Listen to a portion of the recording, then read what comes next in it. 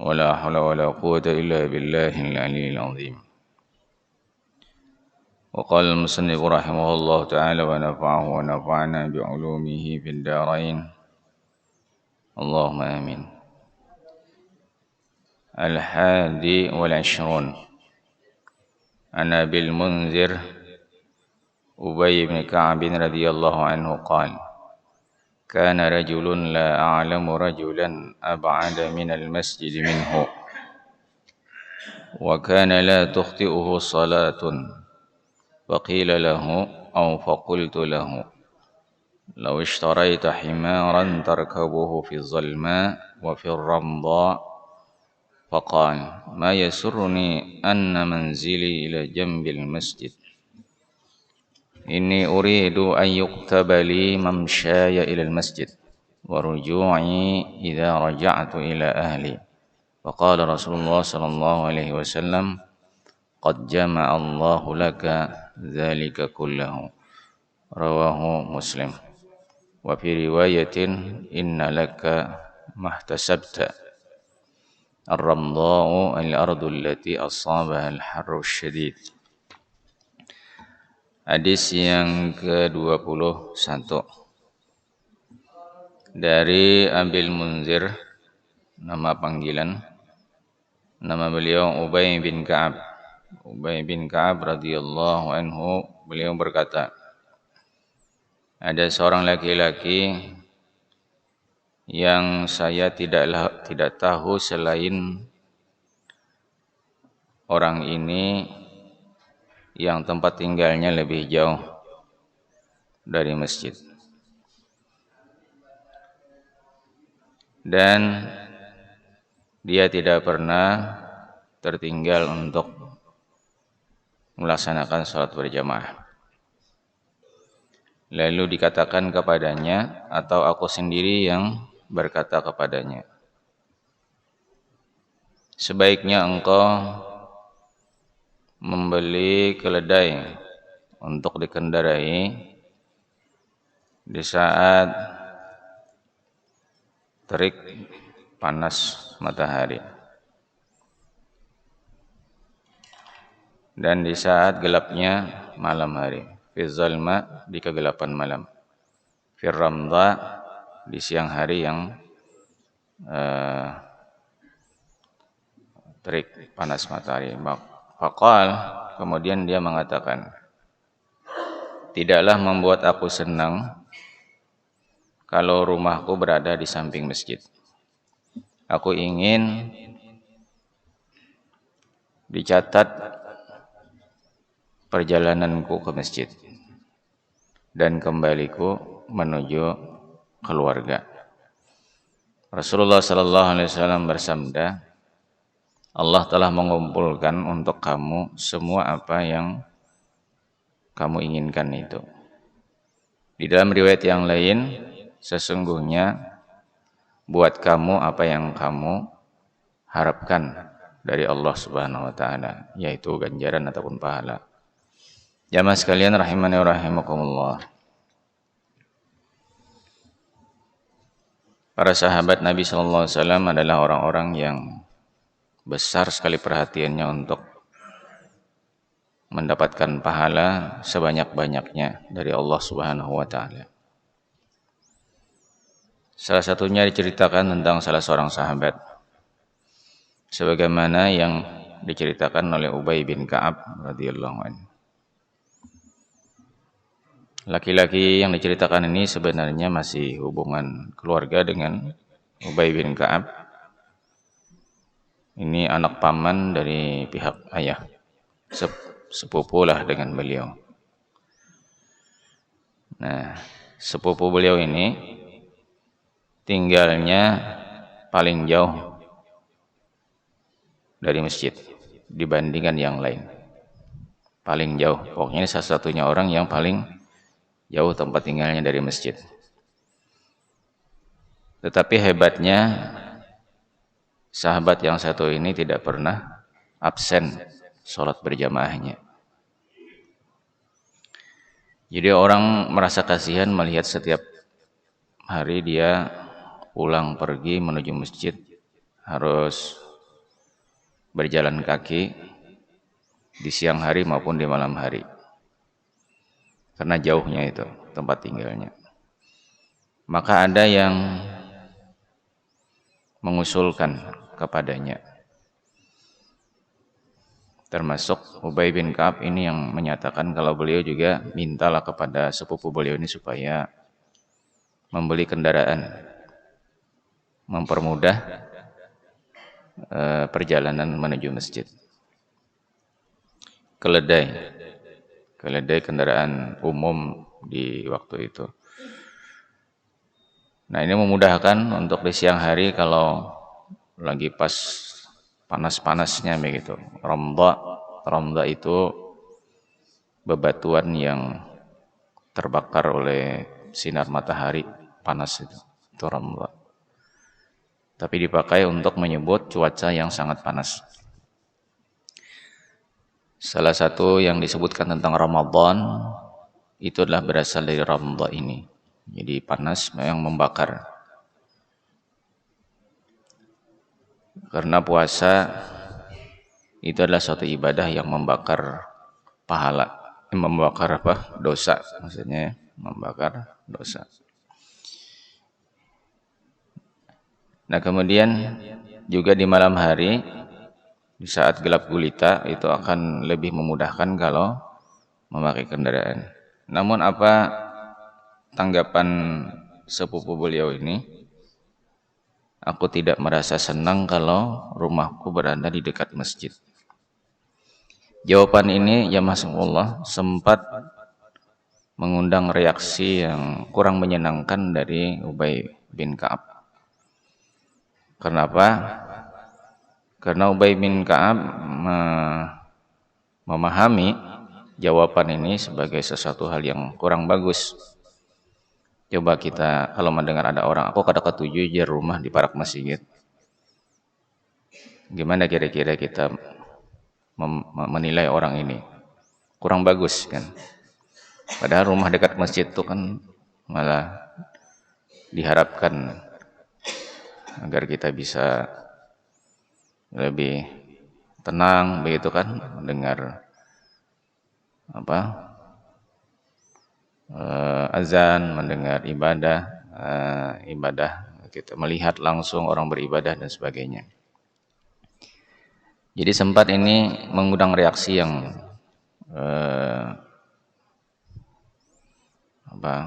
yang kurang senang lah dari Ubay bin Ka'ab mendengar jawaban itu. Lalu dilaporkan kepada Rasulullah SAW, diceritakan, ya Rasulullah saya bertemu dengan sepupu begini, ternyata dia menjawabnya seperti itu. Maka Rasulullah kemudian memanggil sepupu beliau ini. Ditanya, betulkah apa yang diceritakan oleh Ubay bin Ka'ab? Betul ya Rasulullah. Apa maksud kamu, kata Rasulullah, kamu tidak suka dekat masjid tinggalnya? Karena di Madinah itu banyak sekali orang munafik. Orang munafik itu tidak ingin tinggal di dekat Nabi SAW. Mereka rata-rata mencari tempat tinggal yang jauh, kurang senang dekat dengan Rasulullah SAW. Nah, karena itu Ubay bin Ka'ab juga punya alasan kenapa merasa tidak senang mendengar jawaban seperti itu. Nah, di hadapan Rasulullah SAW, sepupu beliau ini menyatakan, ya Rasulullah, alasan ulun adalah sebenarnya ulun tidak ingin dekat masjid karena ulun ingin mendapatkan pahala lebih banyak melalui langkah-langkah kaki ulun dari tempat tinggal yang jauh itu. Pahala ketika datang ke masjid, dan juga sekaligus ulun berharap sepulangnya dari masjid mendatangi keluarga, pulang ke rumah, langkah ulun pun tetap dicatat sebagai pahala. Nah, inilah semangat sahabat itu ingin mendapatkan pahala yang besar di sisi Allah Subhanahu wa taala. Mendengar penjelasan itu, lalu Rasulullah SAW bersabda, "Qad jama'allahu laka dzalika kullah." Allah mengumpulkan untuk engkau semua itu. Maksudnya apa? Semua apa yang menjadi niat kamu. Tidak ada yang disia-siakan oleh Allah Subhanahu wa taala. Semua niat kamu itu diterima oleh Allah. Niat berjalan kaki dari rumah menuju masjid, diberikan pahala, niat mengharap dari Allah supaya juga diberikan pahala langkah kaki menuju keluarga, itu pun diterima oleh Allah Subhanahu wa taala. Nah, ini sungguh sangat menggembirakan sahabat yang satu ini, sehingga tidak pernah sahabat itu kemudian berpikir untuk pindah ke dekat masjid. Jamaah rahimakumullah, ini adalah menjelaskan bagaimana niat itu mempunyai kedudukan yang sangat penting di dalam kita berupaya mengumpulkan banyak pahala di sisi Allah Subhanahu wa taala. Jadi memang sengaja sahabat ini tiada lain tiada bukan niatnya dan tujuannya adalah mendapatkan itu. Bukan merasa tidak senang di dekat masjid tinggalnya, enggak. Ya, senang. Tetapi dari sisi lain dia punya pertimbangan. Itu kan. Kalau dekat masjid berjalannya kada terlalu banyak langkahnya gitu kan, pahalanya sedikit dibandingkan jauh dari masjid. Nah, tapi tentu saja jamaah sekalian, ini kita harus melihat kemampuan setiap orang. Ya, ada yang memang tidak sanggup untuk datang secara rutin karena alasan jauh rumahnya kan. Ya banyak faktor lah, mungkin secara fisik ada menunjang. Nah, kemudian juga cuaca mungkin juga kadang mendukung dan sebagainya. Jadi ada juga orang alasan itu lalu kemudian tidak ingin jauh dari masjid ataupun musholla supaya lebih mudah. Nah, jadi tergantung situasinya. Kalau sahabat yang satu ini tentu saja tidak hanya mungkin secara fisik mampu untuk secara rutin datang berjamaah dari tempat yang jauh, tapi juga kemauan kerasnya itu dia miliki. Ya, kadang yang satu ini jadi masalah juga dalam kehidupan kita. Ya, banyaknya timbul alasan di pikiran kita itu, jamaah sekolah. Itu yang tersebabnya karena lemahnya kemauan. Lalu ada alasan inilah, alasan itulah, alasan inilah, alasan itu timbul. Bukan beratus-ratus lagi, ribuan alasan di kepala ini ada. Karena lemahnya kemauan. Tapi kalau orang punya kemauan keras, sebesar apapun tantangannya akan dihadapi. Tidak harus mencari-cari alasan untuk menghindari dari tantangan itu. Jadi sahabat yang satu ini kan tantangannya cukup berat, makanya orang-orang menilai, wah ini kasihan ini, ya jakanya berkendaraan aja supaya lebih aman, lebih mudah, ya dari tempat jauh datang ke masjid. Nah, ya itulah. Jadi setiap orang kan punya penilaian yang mungkin berbeda-beda. Tapi kemauan keras itulah yang membuat semangat itu bisa menghadapi segala tantangan-tantangan yang ada itu. Nah, coba bayangkan kada pernah absen sholat berjamaahnya walaupun tinggalnya paling jauh dari semua sahabat-sahabat yang ada itu. Nah, jadi mudah-mudahan kita juga diberikan oleh Allah semangat yang kuat, semangat yang tinggi untuk beramal, sehingga tidak ada satupun yang luput dari perhatian kita. Setiap ada peluang bisa kita gunakan untuk mengumpulkan bekal-bekal kita menghadap Allah Subhanahu wa taala. Tentu itu yang paling penting, kemauan. Karena kalau tanpa ada kemauan, biar sehat walafiat, segar bugar, ya banyak kesempatan-kesempatan yang dilewatkan begitu saja, terbuang sia-sia. Nah, inilah jamaah sekolah menyangkut niat itu. Jadi kemauan keras, kemauan kuat itu ada pada niat seseorang. Di dalam ada pepatah Arab, idza sadaqal azmu wadhahas sabil. Apabila kemauan itu benar adanya pada diri seseorang, azam itu kemauan keras. Jadi kalau kemauan keras itu benar-benar ada pada diri seseorang, wadhahas sabil, maka terbukalah semua jalan. Ya, artinya apapun yang akan kita kerjakan menjadi mudah, menjadi lancar, terlaksana dengan baik. Jadi pada intinya adalah azam ini. Jadi kemauan kuat, kemauan keras itu kita mesti tanamkan dalam diri kita. Ya, atau niat, ya niat itu. Kemudian yang berikutnya asani wa ishrun. An Abi Muhammad bin Abdullah bin Amr bin Al-As radhiyallahu anhuma qala Rasulullah sallallahu alaihi wasallam arba'una khaslatan a'laha manihatul anzi ma min 'amilin ya'malu bi khaslatin minha raja'a thawabiha wa tasdiqa maw'udiha illa adkhalahu Allahu bihal jannah rawahul Bukhari. Al-maniha ay yu'tiyahu iyyaha liya'kula labanaha thumma yaruddaha ilaihi.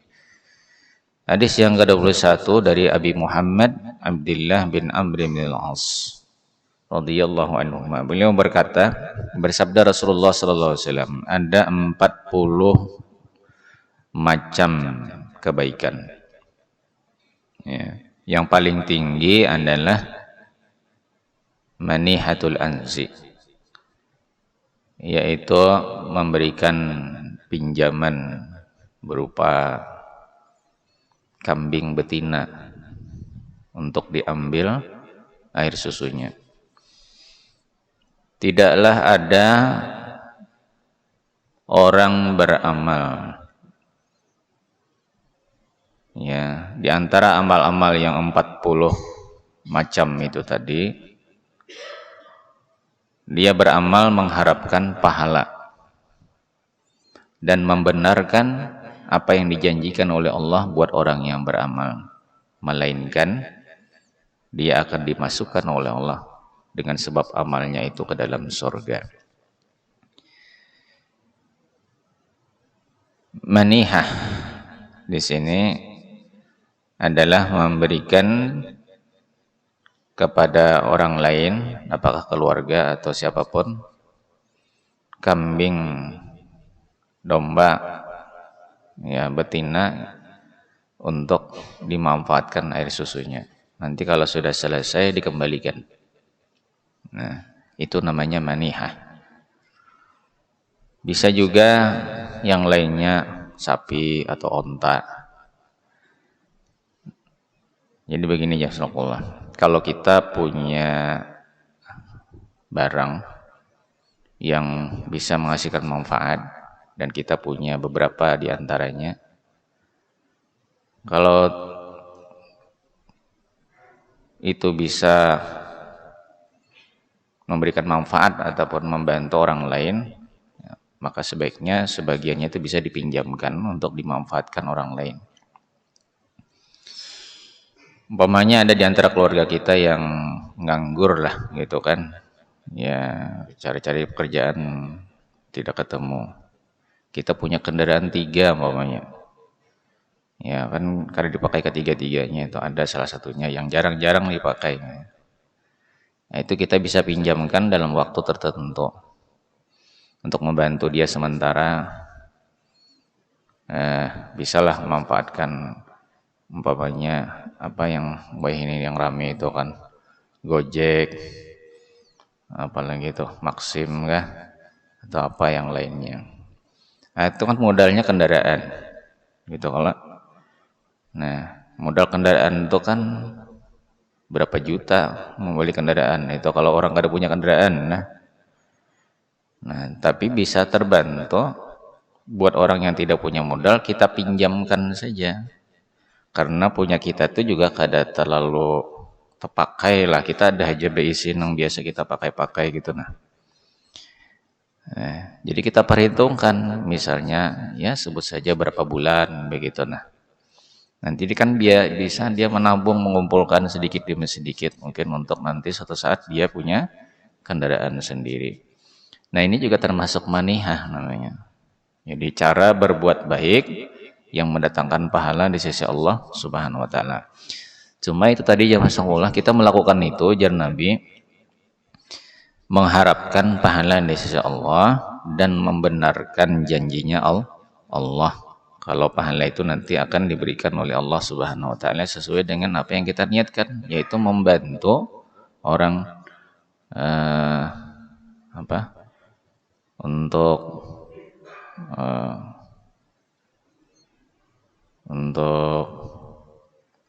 ya memudahkan urusan kehidupannya. Di antaranya tadi itu, contoh itu. Nah, di masa dahulu itu namanya ada manihatul anzi seperti dalam hadis Nabi sallallahu alaihi wasallam. Jadi orang punya beberapa ekor kambing, ada di lingkungannya itu orang yang memang memerlukan kebutuhan hidupnya terpenuhi, di antaranya minum air susu, maka dipinjamkan untuk nanti dikembalikan setelah diambil air susunya itu. Ya, masyaallah. Nabi menyebutkan ada 40, tapi Nabi tidak menyebutkan rincian 40 itu. Jadi 40 itu memang sengaja tidak dirincikan supaya tidak mempersempit ya pintu-pintu kebaikan, karena pintu kebaikan itu sangat banyak sekali. Sangat banyak sekali. Jadi supaya orang tidak terfokus kepada 40 kemudian meninggalkan yang lain-lain, maka Nabi, kata ulama, sengaja tidak menyebutkan dan merincikan 40 itu apa saja. Memang ada sebagian ulama yang kemudian mencoba menduga-duga, lalu mengumpulkan dalam sebuah kitab kira-kira aja yang dimaksud Nabi 40 macam itulah ini. Mulai dari masalah keyakinan, karena itu termasuk amal juga keyakinan itu, masalah akidah. Sampai kepada masalah amal, kemudian juga masalah sifat-sifat yang baik dalam diri manusia, yang juga itu disebut sebagai bagian daripada amal kebaikan. Nah, sengaja Nabi SAW tidak menyebutkan hal itu, tentu ada hikmahnya di balik semua itu. Di antara hikmahnya adalah supaya tidak mempersempit ya model-model amal yang begitu banyak dalam agama untuk bisa dilakukan oleh setiap orang sesuai dengan kesempatan dan kemampuannya. Nah, ini sangat menarik sekali yang satu ini, manihah. Mungkin kita punya peluang untuk itu di antara kita ya, mungkin tidak semuanya. Itu bisa juga perlu kita, daripada ada di antara milik kita itu yang ya kada terpakailah bahasa kita, padahal bisa dimanfaatkan. Kan sayang itu kan. Sayang. Kemudian di antara amal yang lain, kemudian hadis ke-23 an Adi bin Hatim radhiyallahu anhu qala sami'tu an-nabiy sallallahu alaihi wasallam yaqul ittaqun nar walau bisyiqqi tamratin, muttafaqun alaih. Wa fi riwayatin lahum anhu qala Rasulullah sallallahu alaihi wasallam ma minkum min ahadin illa sayukallimuhu rabbuhu laisa bainahu wa bainahu tarjuman fayanzuru aymana minhu fala yara illa ma qaddama wa yanzuru ash'ama minhu fala yara illa ma qaddama wa yanzuru baina yadayhi fala yara illa an-nar tilqa wajhi fattaqun nar walau bisyiqqi tamratin faman lam yajid fa bi kalimatin thayyibah. Jamaah sekalian rahimakumullah, hadis ke-23 dari Adi bin Hatim radhiyallahu anhu. Beliau berkata, aku mendengar Nabi sallallahu alaihi wasallam bersabda, jauhilah siksa neraka walaupun dengan bersedekah sebelah daripada korma. Di dalam riwayat yang lainnya yang juga disebutkan oleh Al-Imam Al-Bukhari dan Imam Muslim tentang hadis ini, Rasulullah SAW bersabda, tidaklah satupun dari kalian melainkan nanti pada hari kiamat akan diajak berbincang-bincang oleh Allah Subhanahu wa taala. Jadi kita nih, masing-masing kita ini nanti akan disuruh menghadap Allah dan Allah akan berbincang-bincang dengan kita. Nabi menyebutkan masing-masing setiap orang di sini. Jadi semuanya. Dan waktu itu Nabi laisa bainahu wa bainahu turjaman. Tidak ada penterjemah. Tidak pakai perantara. Kita langsung bicara dengan Allah. Allah bicara dengan kita. Tidak pakai penterjemah ataupun pakai perantara. Nah, waktu itu keadaan setiap orang Dia akan menoleh ke kanan, menoleh ke kiri. Menoleh ke kanan, tidak ada yang dilihatnya kecuali adalah amal kebaikannya. Yang ke kanan itu amal kebaikan. Dia menoleh ke kiri, tidak ada yang dilihatnya kecuali adalah amal keburukan. Amal, kita sebut amal keburukan, perbuatan buruk lah, perbuatan buruk. Jadi waktu itu bila menoleh ke kanan, maka yang terlihat adalah amal-amal ketika di dunia berupa amal kebaikan. Menoleh ke kiri, yang terlihat adalah amal-amal ketika di dunia berupa perbuatan buruk. Kemudian kalau menoleh ke hadapan, fala yara illan nar, yang terlihat hanyalah api neraka di hadapan itu. Nah, jadi tidak terlihat surga, yang terlihat itulah neraka. Kenapa? Jadi yang diperlihatkan neraka.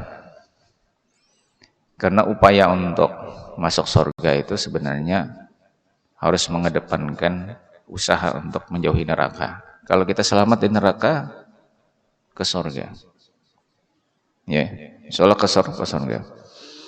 Fattaqun nar wala bisyikki tamratin. Lalu Nabi berpesan setelah menyampaikan tentang apa yang terjadi bagi kita nanti pada hari kiamat. Maka jar Nabi, selagi kita di dunia ini, ittaqun nar, jauhilah siksa neraka itu sejauh-jauhnya dengan usaha, dengan berbagai upaya, dengan berbagai usaha. Di antara upaya itu jar Nabi, lakukanlah dengan sedekah, walaupun sedekahnya hanya sebelah kurma. Ya, sebelahnya gasan kita, sebelahnya gasan orang. Itu namanya berbagi. Ya tetap keluarga diperhatikan. Ya. Namun tetap juga bersedekah, berbagi dengan orang lain. Faman lam yajid fa bi kalimatin thayyibah. Tapi kalau misalnya tidak ada sesuatu yang dimiliki untuk bisa disedekahkan, maka tetaplah bersedekah. Tapi cara bersedekahnya adalah dengan kalimah thayyibah. Apa itu kalimah thayyibah? Kata-kata yang baik artinya. Kata-kata yang baik itu mulai dari membaca Al-Quran, itu kata-kata yang baik namanya. Jadi kita mengucapkan dengan lidah kita itu ucapan yang baik. Lalu apakah yang dimaksud ucapan baik itu? Mulai dari baca Quran, itu berarti kita mengucapkan dengan lidah kita ucapan yang baik. Karena yang keluar dari mulut kita itulah ucapan yang memang paling baik, kalamullah. Kemudian zikrullah, itu juga kalimah thayyibah. Karena itu sering disebut kalimah thayyibah itu seperti la ilaha illallah, subhanallah, alhamdulillah, Allahu akbar, itu kalimah thayyibah. Kemudian juga berbicara jujur, itu juga kalimah thayyibah. Ya. Berbicara sopan dengan orang lain. Bicara yang membuat hati orang senang, tapi tetap baik, bukan yang tidak baik. Ada juga orang itu senang mendengarkan yang tidak baik, ada juga itu. Nah, itu kurang benar. Itu juga kalimah thayyibah. Jadi sebagaimana dalam hadis Nabi sallallahu alaihi wasallam bahwa memasukkan rasa senang ke hati orang itu adalah merupakan amal yang baik. Jadi kita bicara itu bisa menggugah perasaan orang sehingga yang tadi sedih menjadi gembira, yang tadinya risau menjadi tenang. Kalau kita berbicara seperti itu, maka itu termasuk kalimah thayyibah juga. Nah, dan itu bernilai sama dengan seandainya kita punya harta yang kita sedekahkan kepada orang lain. Ini sudah berulang-ulang disebutkan dalam hadis terdahulu bahwa sedekah itu sangat luas dalam prakteknya. Jadi tidak hanya nilai pahala sedekah itu melulu berupa harta yang kita berikan kepada orang yang memerlukannya, tapi juga pahala sedekah bisa didapatkan dengan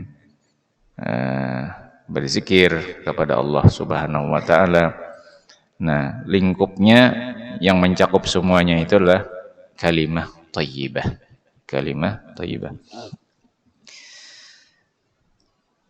Kemudian Ar-Rabi wal Ishrun, hadis yang kita teruskan ke hadis ke-24. An Anas radhiyallahu anhu qala Rasulullah sallallahu alaihi wasallam, "Innallaha la yarda 'anil 'abdi ay ya'kulal aqlata fayahmadahu 'alaiha aw yashraba syarbata fayahmadahu 'alaiha." Rawahu Muslim. Hadis yang ke-24 ini dari Anas radhiyallahu anhu. Beliau berkata, bersabda Rasulullah sallallahu alaihi wasallam, sesungguhnya Allah menyatakan ridhonya kepada hamba, yaitu hamba yang kalau dia makan di pagi hari, makan di sore hari, selalu dia memuji Allah terhadap apa yang dia makan itu. Atau dia minum di pagi hari atau di sore hari, dia memuji Allah atas minuman yang diminumnya itu.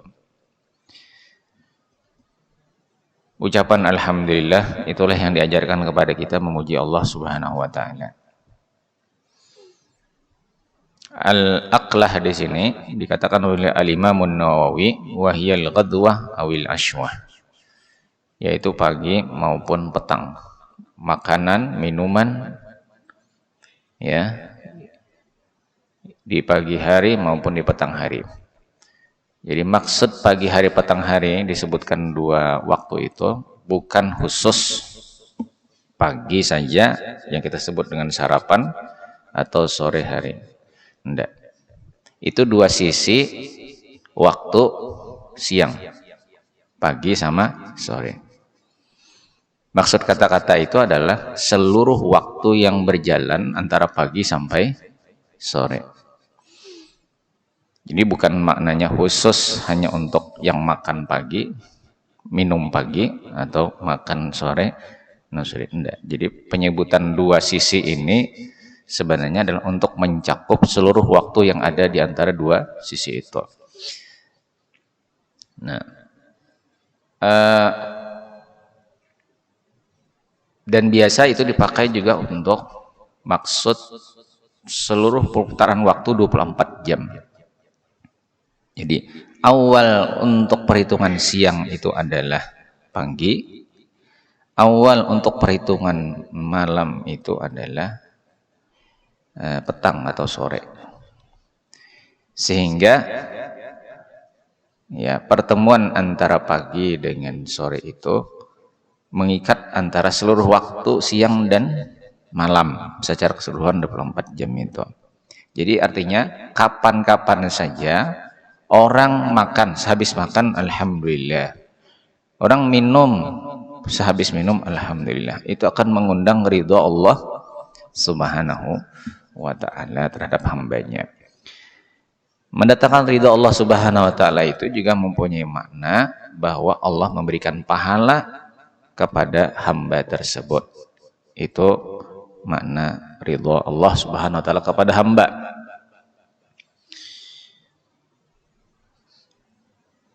Ridha Allah Subhanahu wa taala itu menunjukkan kalau ya Allah menyukai perbuatan hamba, kemudian dia memberikan ganjaran terhadap perbuatan hamba tersebut. Itulah yang disebutkan dalam hadis Nabi, kalau Allah menyatakan ridha kepada hamba bila dia makan, dia bila minum, tidak lupa untuk memuji Allah Subhanahu wa taala. Nah, ini hadis yang mudah-mudahan mengingatkan kita selalu bila kita makan, minum, walaupun sedikit yang kita makan, begitu pula walaupun sedikit yang kita minum, tidak lupa kita untuk bersyukur atas nikmat itu dengan mengucapkan alhamdulillah.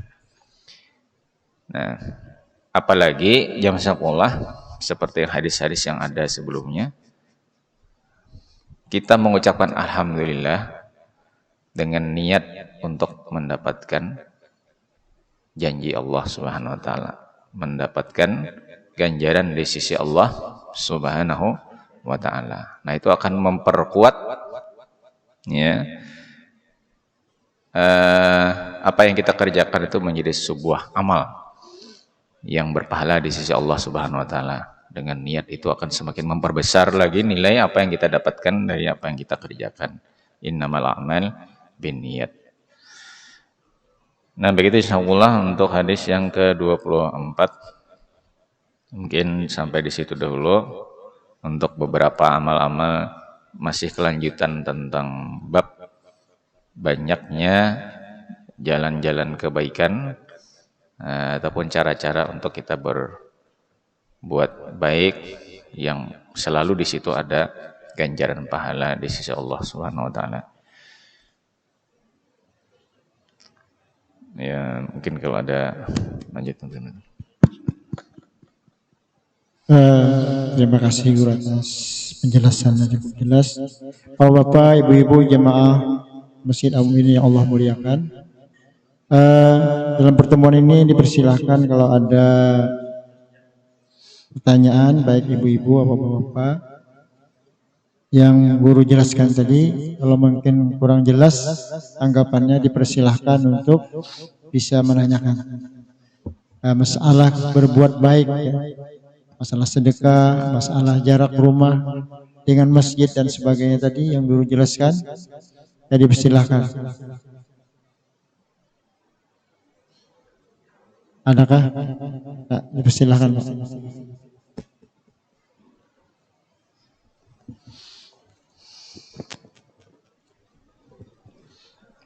Assalamualaikum warahmatullahi wabarakatuh. Waalaikumsalam warahmatullahi wabarakatuh. Ini guru untuk masalah memberikan atau berkata yang baik agar bisa menggembirakan hati orang. Sering kita di grup WA itu banyak sekali silang pendapat di dalam apa yang terjadi di masyarakat. Contoh terkecil misalnya masalah jihad umpamanya yang akhir ini yang sedang ramai Ikhwanul Muslimun. Nah, lalu di situ ada pendapat yang pro dan kontra. Masalah apa? Masalah jihad khilafah. Oh, khilafah. Penegakan syariat Islam. Sementara kita kan tidak ingin juga memberikan pendapat lain bahwa ladang untuk berjihad itu kan sangat luas sekali, sehingga kadang-kadang pendapat kita kadang-kadang saling counter atau bertentangan, bahwa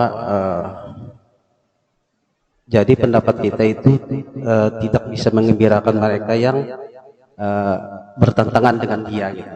Jadi kita mempunyai pendapat lain bahwa berjihad itu tidak harus selalu bertentangan dengan pemerintahan yang ada gitu.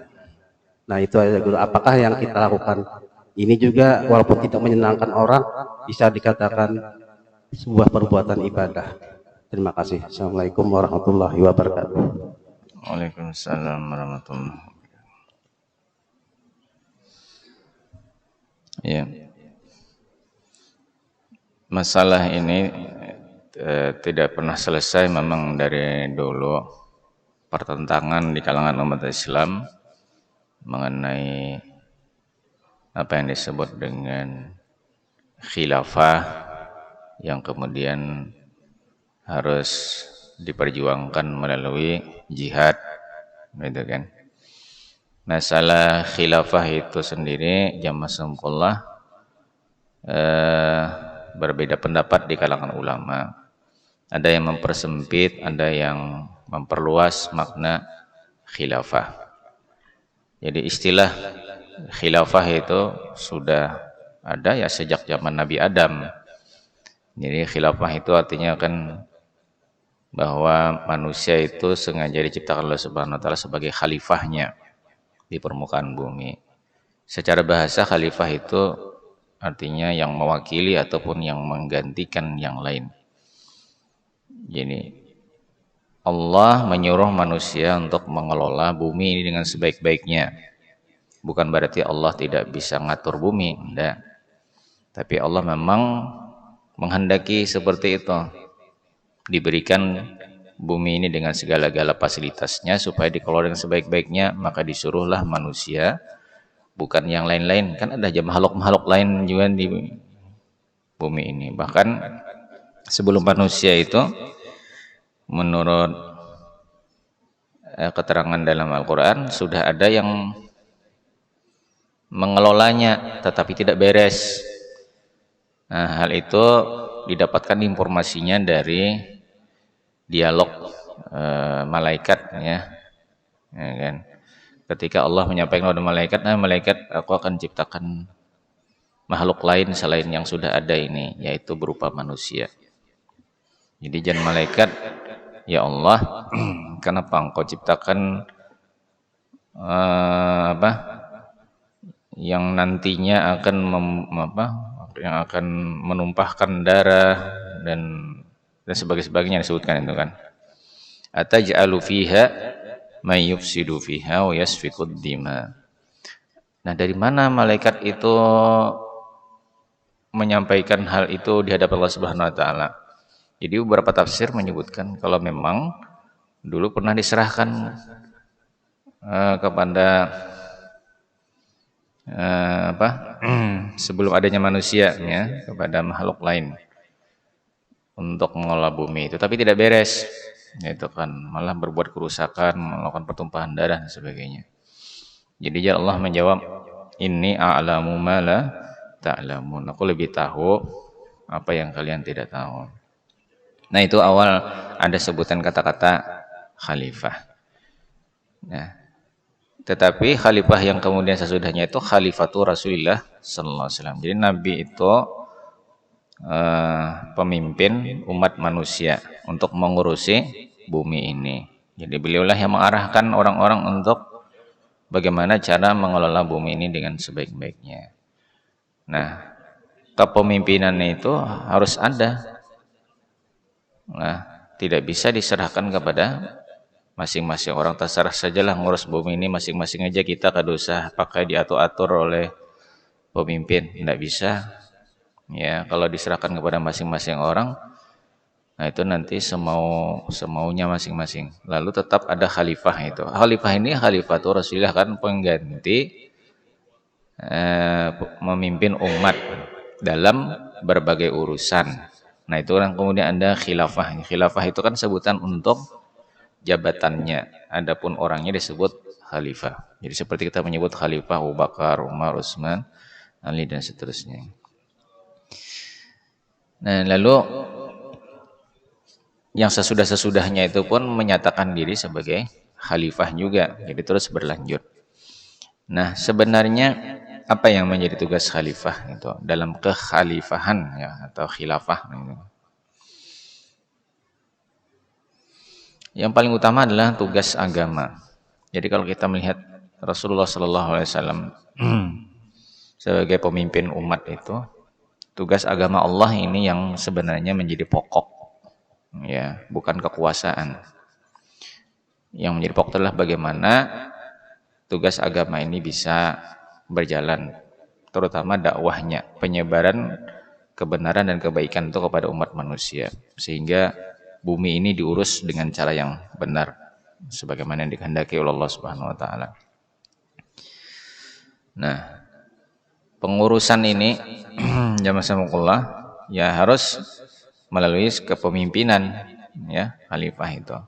Nah, Rasulullah sallallahu alaihi wasallam kalau ada jihad itu insyaallah, kalau di dalam kitab-kitab yang menjelaskan tentang sejarah jihad,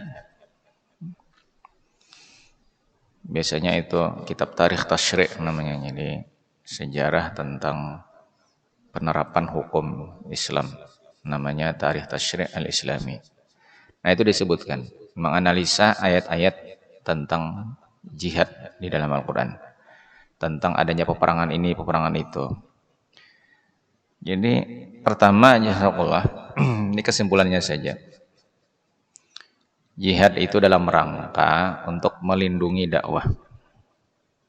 Dakwah itu ajakan kepada manusia untuk menjalani hidup dengan cara yang benar.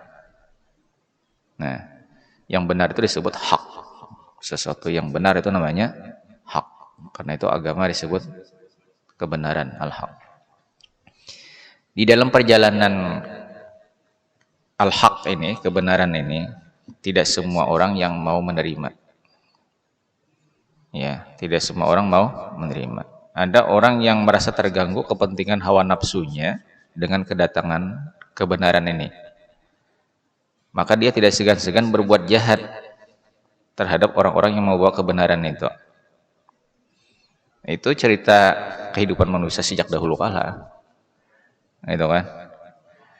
Maka untuk melindungi kebenaran itu lalu ada namanya jihad. Jadi jihad itu hanya untuk melindungi, mengamankan dan melindungi bagaimana supaya jangan lenyap kebenaran itu dari permukaan bumi atau kebenaran itu dari permukaan bumi. Jihad itu bukan ingin cari gara-gara. Jihad itu bukan ingin mencari ulah, mengulah pasal, membawa bakalahe. Lah, kan dah. Jihad itu bukan untuk nakut-nakuti orang, enggak.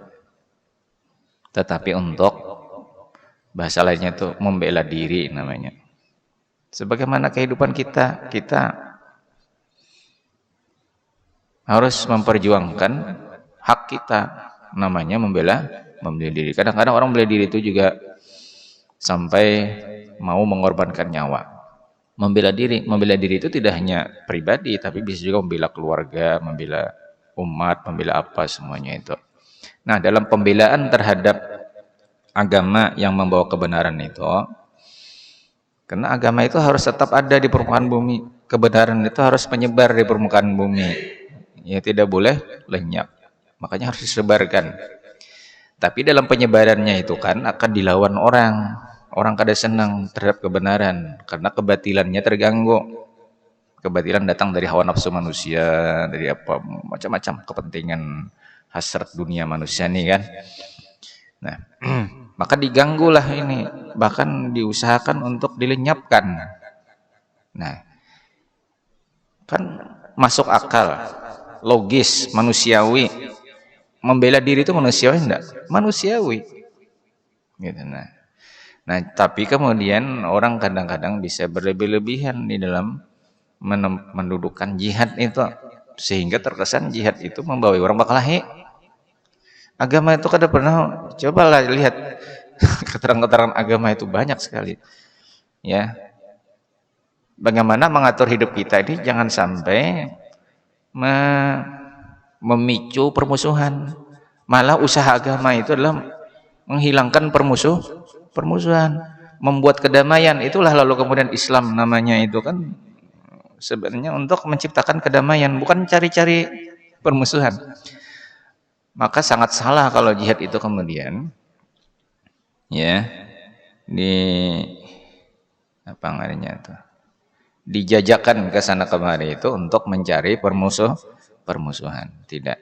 Jadi jihad itu adalah untuk mengawal kebenaran, untuk mengawal kebenaran.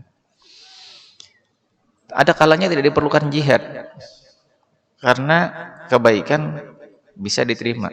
Nah, masalahnya jazakumullah, tidak semua orang bisa menyampaikan agama untuk bisa diterima. Caranya itu yang kadang-kadang menjadi masalah juga, cara menyebarkan kebenaran itu. Nah, bila caranya halus, bicara caranya santun, insya Allah bisa diterima. Manusia itu kan senang dengan hal-hal yang santun, yang halus, yang bagus, mau menerima. Tapi kalau caranya keras, nah itu kan walaupun benar, itu orang tidak senang. Gitu. Coba lihat dalam Al-Quran itu, walaupun tafazzan ghalizal qalbi lam faddu min haulik. Wahai Nabi Muhammad, kalau kamu bersikap keras terhadap orang yang ada di sekeliling kamu itu, mereka akan lari dari kamu. Tidak mau mendengar, lari. Lam faddu min haulik. Maka fa'fu anhum wastaghfir lahum. Bersikaplah pemaaf. Pemaaf itu apa?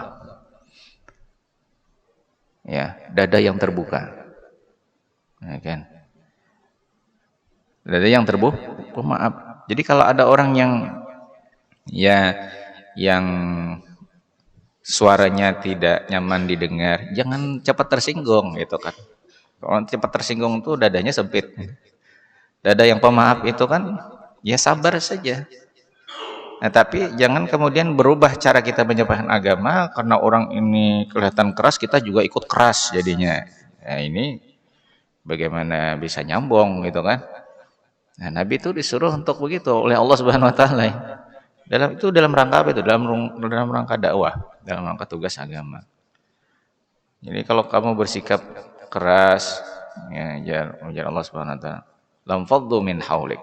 Mereka akan lari dari sisi kamu. Fa'fu anhum wastaghfir lahum, bersikap pemaaflah dan mintakanlah keampunan kepada Allah buat mereka-mereka yang mungkin belum mengerti, belum paham tentang agama, terlalu awam tentang agama, sehingga bisa saja sikap-sikap yang mereka perlihatkan itu kurang baik. Jamaah sekalian, orang kalau berbuat tidak baik itu kadang-kadang ada juga alasannya. Alasan minim ilmu juga bisa. Karena itu kita perlu juga berpikir untuk memaklumi kalau sebagian orang lah, kada semuanya, sebagian orang itu berbuat yang kada baik. Bisa juga gara-garanya karena minim ilmunya. Orang kalau terlalu bodoh hidupnya itu jangan sekolah, tidak bisa membedakan mana baik, mana buruk, mana santun, mana kasar, mana apa. Itu ilmu itu membantu. Ya kan? Maksud ulun adalah kita kadang-kadang juga harus memaklumi keadaan orang. Kenapa orang bersikap kena ini. Mungkin ada sebabnya, diantaranya itu tadi. Mungkin sebab lingkungannya yang membentuk dia seperti itu atau apa segala macamnya. Nah, kenapa harus disebarkan kebenaran agama itu? Karena jadi berupa pengetahuan kepada manusia. Jadi kalau orang semakin tahu banyak tentang kebenaran itu, berubahlah cara bersikapnya, kan? Berubahlah cara berpikirnya dan sebagainya. Yang tadi lu katakan, kadang-kadang kita harus memaklumi kalau sikap orang itu tidak masuk akal. Ya, tidak masuk akal karenanya bersikap berdasarkan pengetahuan yang minim, pengetahuan yang terlalu awam, sehingga kayak itu kadang-kadang juga perlu dimaklumi. Seperti kita menilai sikap anak-anak, tidak bisa kita samakan menilainya dengan orang dewasa. Gitu kan? Jadi kalau ada anak-anak yang menurut pikiran orang dewasa itu tidak wajar itu dilakukan, ya kadang-kadang harus dimaklumi juga, maklumlah kakanakan jadi gitu kan. Nah, tapi pelan-pelan kita berikan pengetahuan kepada dia sehingga dia semakin mengerti sesuai dengan perkembangan apa namanya itu. Ya, perkembangan akalnya lah gitu kan. Untuk Nah, jadi kembali ke makna jihad tadi itu kan. Jadi memang antara jihad dengan apa tadi itu kepemimpinan umat, makanya kan khilafah itu kepemimpinan umat itu. Dua hal yang saling beriringan, tetapi menempatkan jihad itu sebagai pengawal atau pelindung terhadap mana itu kalau ada orang yang mencoba ingin merusak-rusak atau mengganggu. Nah, lapangan jihad itu sendiri luas, jadi jangan dipersempit hanya di sekitar apa itu perang begitu kan, ya apa jurang konfrontasi kah gitu kan, balalawanan itu jangan ya dengan itu. Jadi jihad itu ada di semua lapangan kebaikan, ya bahkan ada juga untuk jihad pribadi, ya bahkan itu perjuangan untuk jihad pribadi itu jar Nabi lebih keras lagi jihadnya, lebih keras daripada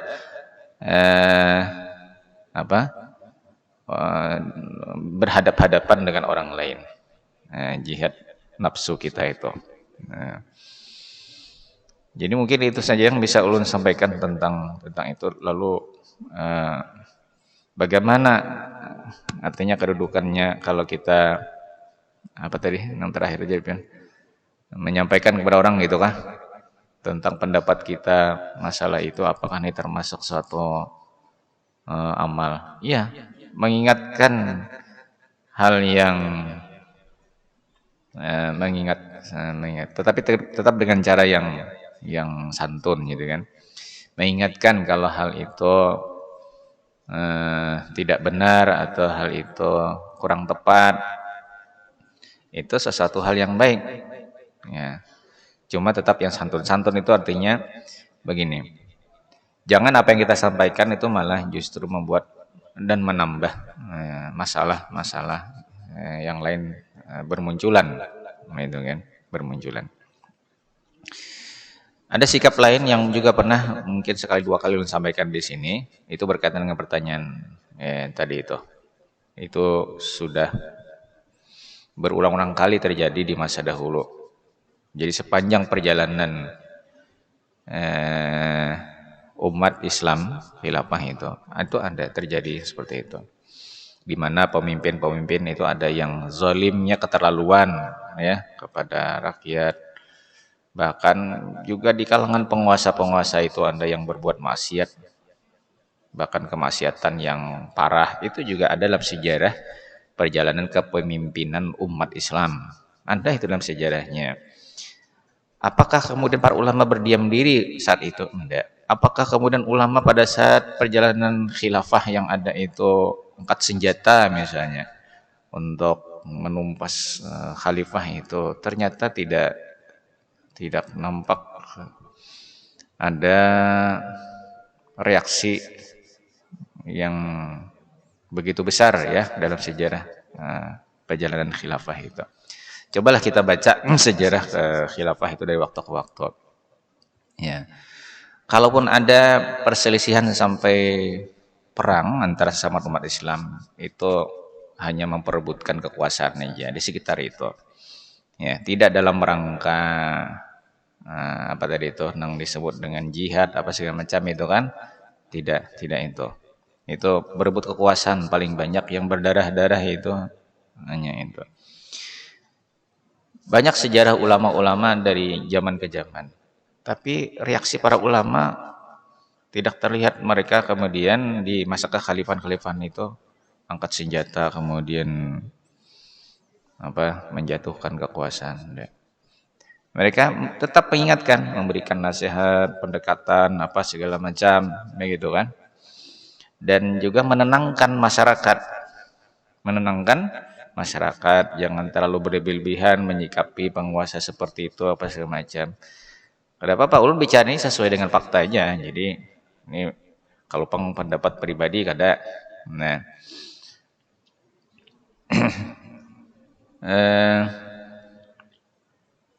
ya didukung dengan beberapa hadis-hadis Nabi Sallallahu Alaihi Wasallam. Jadi sejak Nabi masih hidup itu sudah diingatkan kemungkinan ada gejolak-gejolak antara pemimpin umat, kita sebut gitu kan lah, pemimpin umat atau pemimpin bangsa apakah ngarannya itu kan, dengan rakyatnya yang dipimpin ini akan ada aja Nabi itu gejolak-gejolak itu. Lalu Nabi tetap memberikan arahan. Itu kan masih hidup Nabi itu, sejarah belum berputar ibaratnya itu lah, perjalanan khalifah itu khilafah itu belum ada kan? Tapi Nabi sudah mengingatkan gejolak-gejolak itu akan timbul gitu. Pertentangan antara pemimpin dengan yang dipimpin, dan Nabi menggambarkan keras kalian itu pertentangannya itu. Tapi pesan Nabi adalah tetap supaya umat jangan gegabah alias bisa menahan diri, sabar. Ya, sabar, menahan diri.